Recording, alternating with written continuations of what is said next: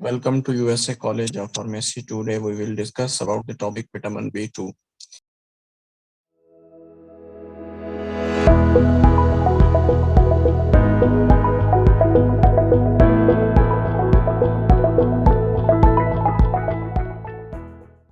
Vitamin B2 is also water soluble heat stable vitamin.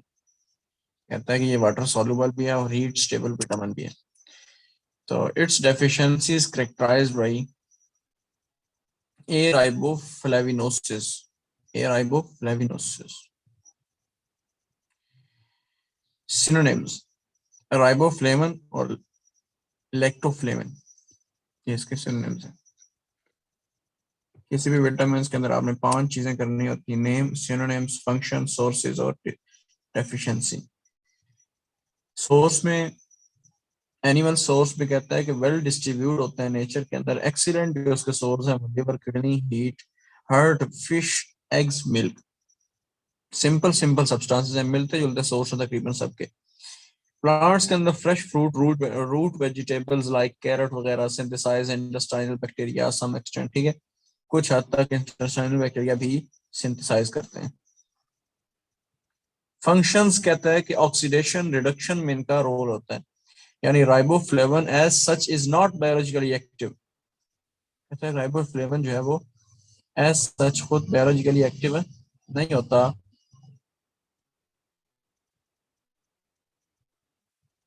In order to activate it must be phosphorylated. कहता है कि इसको active करने के लिए इसको फास्फोराइलेट करना पड़ता है, फास्फेट ग्रुप ऐड करना पड़ता है, which takes place mainly in kidney and intestinal wall. और वो कहाँ पे होता है? किडनी या फिर ऐड करती है और फास्फोराइलेट करती है इसको, या फिर इंटेस्टाइन की वाल्स के अंदर. डेफिशिएंसी: माउथ लेजन्स यानी इन्वॉल्व टंग, ग्लॉटिस, फेरेंक्स के अंदर दाने वगैरह बन सकते हैं. वीकनेस, ड्रॉजीनेस यानी लेजीनेस. ठीक है, एटीट्यूड खराब. Redness, shiny appearance of lips. Lips की रेडनेस और शाइनी अपीयरेंस हो सकती है. चिलोसिस यानी lessons at the angles of mouth. Mouth के जो एंगल्स हैं यानी वहां पे भी दाने वगैरह इस तरह के, जिस तरह ऊपर माउथ लेसन और टंग के अंदर ग्लॉटिस में, फेरेंक्स में बताया गया. Angular stomatitis, painful fissures at the corners of lips. यानी होंठों पे भी, लिप्स के कॉर्नर्स पे भी पेनफुल फिशर्स यानी दाने वगैरह बन सकते हैं. Dermatitis, skin become scaly. Skin जो है वो डर्माटाइटिस की वजह से स्केली, स्केल्स बन सकते हैं, ग्रीसी हो सकती है, इन इलास्टिक लचकदार हो सकती है. समरी कहता है कि राइबोफ्लेविन की यानी विटामिन B2 की समरी क्या है? इसमें हमने क्या पढ़ा है? वाटर सॉल्युबल विटामिन है, इसकी डेफिशिएंसी से फ्लेवोनोसिस होती है. अब ये आप 5, ये जो 8 इसके स्टेप बताए गए, 6 पॉइंट्स हैं, ये आप कर लो तो बस ठीक है, सिंपल सी बात है. इसमें बताया गया कि वाटर सॉल्युबल है, डेफिशिएंसी से फ्लेवोनोसिस होती है, हीट स्टेबल है, एसिडिक और नेचुरल सॉल्यूशन के अंदर, not stable alkaline solution, alkaline solution के अंदर स्टेबल नहीं होता. वेल डिस्ट्रीब्यूट एनिमल के अंदर, रूट वेजिटेबल्स के अंदर, कैरेट वगैरह के अंदर. ठीक है, और एक्सक्रीट होता है यूरिन के थ्रू और कोएंजाइम के तौर पे करता है. डेफिशिएंसी ग्लॉटिस और चिलियोसिस और एंगुलर स्टोमेटिटिस डिजीज हो सकती हैं. सिंपल सिंपल है. नेक्स्ट विटामिन 3 स्टार्ट कर लें. Vitamin B3, niacin, also called niacin. Niacin is a water soluble thermostable vitamin. इसकी डेफिशिएंसी से क्या होता है? प्लेग्रा डिजीज हो सकती है, प्लेग्रा, बेरीब्रस और ये सारी चीजें जो है ना, इन विटामिन B2 की, विटामिन बी कॉम्प्लेक्स जो है इनकी डेफिशिएंसी से ये सारी बीमारी होती है. बेरीब्रस और बेरीबेरी और स्टोमेटिस, राइबोफ्लाविनोसिस, प्लेग्रा वगैरह. ठीक है, अक्सर MCQs आते हैं इसके. नेक्स्ट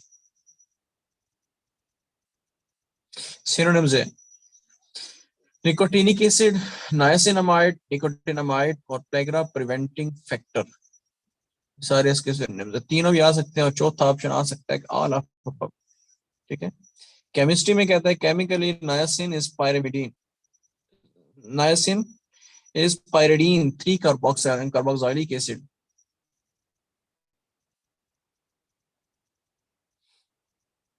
कहते हैं कि ये क्या है, 3 carboxylic acid है, pyridine 3 carboxylic acid. Formula is the chemical structure. In the animal tissues, it is usually found as amide form called niacinamide. Animal tissues के अंदर ये कहता है कि नायासिन के साथ अमाइड फॉर्म में होता है, अमाइड भी इसके अंदर ऐड होता है.